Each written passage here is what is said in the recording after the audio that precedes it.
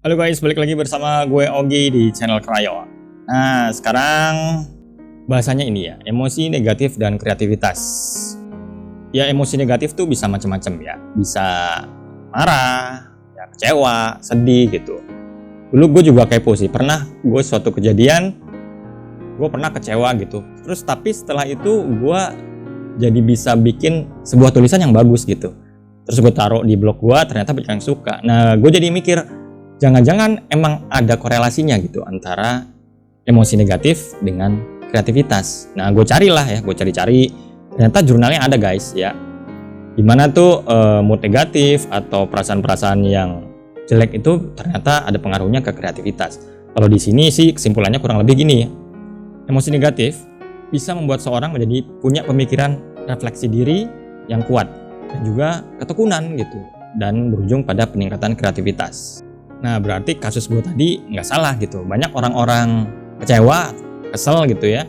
Entah kesel sama orang lain, entah kesel sama hidupnya sendiri gitu. Atau sedih banget, kemudian jadi novel ya, jadi film gitu. Itu kan banyak kasusnya kayak gitu. Ternyata secara teori sangat mungkin terjadi. Walaupun nggak mesti ya. Tapi bisa banget bahkan ya.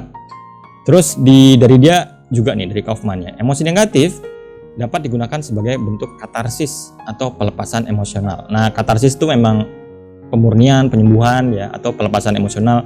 Jadi dialirkan gitu, rasa kecewa, rasa sedih, rasa marah. Ketimbang diendapin gitu aja, kalau orang-orang kreatif bisa menyalurkannya dengan baik ke dalam sebuah bentuk karya ya. Ya terserah lah, mau tulisan, gambar, mau desain, mau musik lah, apapun. Makanya kalau gue lihat stand up comedy kan salah satu resepnya kan sebetulnya ini ya, emosi negatif. Keresahan, lo ada keresahan apa sih? Terus kemudian dikeluarkan. Kita sering dengar tuh Radit atau Panji tuh ngomong kayak gitu, ya enggak? Jadi dari emosi negatif dikeluarin. Nah, seperti itu. Kalau yang ringan-ringan gitu, kita bukan stand up comedian, bukan siapa-siapa gitu misalnya. Ya kayak dia nih, kemudian jadi terkenal juga ya. Rian The Hansip. The Masip maksud gua ya. Dia nih ada lagunya yang Cinta Ini Membunuhku, itu sebetulnya dari emosi negatif dia yang naksir sama seorang cewek. Dia nembak terus berkali-kali tapi terus-terusan ditolak. Dan akhirnya ya jadi lagu itu ya, yang Cinta Ini Membunuhku. Mau tahu mas ya, ada gue sumbernya gitu. Insya Allah sih semua yang ada di channel ini ya, video-videonya itu gue berusaha mencari sumber-sumber yang valid lah. Supaya apa? Supaya bisa gue pertanggungjawabkan ya di dunia dan di akhirat. Ya balik ke sini ya, dia nembak cewek 7 kali terus ditolak terus, akhirnya jadi lagu yaitu ya Cinta Membunuhku. Dan lu bisa nilai sendirilah gimana lagunya. Kalau menurut gue sih oke lah, bagus ya, dan cukup menyentuh. Nah seperti itulah kurang lebih kalau orang kreatif tuh bisa menyalurkan emosi negatifnya ke wujud sebuah karya gitu loh. Nah dia juga nih ada ya, Elaine Aron, PhD. Ya, dia bilang emosi negatif itu bisa meningkatkan pemahaman tentang kompleksitas kehidupan. Yap. Dan ini memungkinkan mereka untuk menciptakan karya yang lebih dalam. Jadi karya-karya yang hebat gitu, karya-karya besar itu kadang-kadang memang dari emosi negatif gitu. Misalnya mungkin kalau Buya Hamka ya di penjara, dihina-hina gitu. Dulu kan ada fasenya seperti itu, tapi dia karyanya malah jadi lebih berbobot sih gue lihat. Dan karya-karya yang bersumber dari penderitaan gitu, itu biasanya memang dalam-dalam ya. Kayak kalau di Sufi itu ada Rumi kan banyak bicara tentang penderitaan dan cinta ya. Ya poinnya sih, adanya luka atau penderitaan itu memang bisa membuat seorang menjadi lebih baik gitu. Jadi kalau ada orang bertanya, kok Tuhan tega banget sih bikin penderitaan di dunia gitu. Nah jawabannya bisa jadi ini gitu, salah satunya ya. Lo dikasih masalah, dikasih ketakutan, dikasih penderitaan, itu sebetulnya buat meningkatkan level diri. Cuman ya itu tergantung ke orangnya. Nih ya, perlu dicatat bahwa pengaruh emosi pada kreativitas bisa berbeda pada masing-masing individu. Kalau teman-teman pengetahuannya banyak gitu ya, sadar gitu dari buku mana atau dari bacaan apa, tahu wah ini penderitaan ternyata memang bikin gua naik level gitu, masalah naik level itu bisa beda gitu. Makanya respon orang saat patah hati misalnya itu beda-beda loh ya. Ada yang kayak tadi ya bisa kayak si Rian The Massive itu, tapi ada juga yang sampai bunuh diri kan. sampai depresi. Ada teman gue sampai depresi tuh, diputus pacarnya, sampai di DO ya dari kampusnya. Padahal kampusnya kampus negeri yang cukup terkenal sih menurut gue. Nah bisa seperti itu, makanya beda-beda. Jadi kalau saran gue sih ya sadari aja gitu, bahwa nggak ada yang diciptakan Tuhan ini sia-sia gitu. Entah kebahagiaan, ya penderitaan, masalah, pasti ada maksudnya, pasti gitu, nggak mungkin enggak. Kalau mau prasangka baik ya ini buat diri gue level up. Itu aja udah bisa menghibur sebetulnya kalau teman-teman punya keyakinan yang kuat gitu ya. Terus emosi negatif yang lain tuh misalnya kebencian gitu. Lo lihat deh berapa banyak kebencian yang kemudian melahirkan hoax gitu ya. Karyanya bagus gitu. Ada sih menurut gue yang gue lupa sih dulu. Cuman ada bagus desainnya gitu ya. Tapi isinya hoax gitu. Jadi mau emosi apapun gitu ya, itu bisa disalurkan sebetulnya ke karya kreatif. Jadi ada korelasinya gitu antara emosi negatif dengan kreativitas. Dia juga nih, Jonah Lehner di bukunya Imagine ya.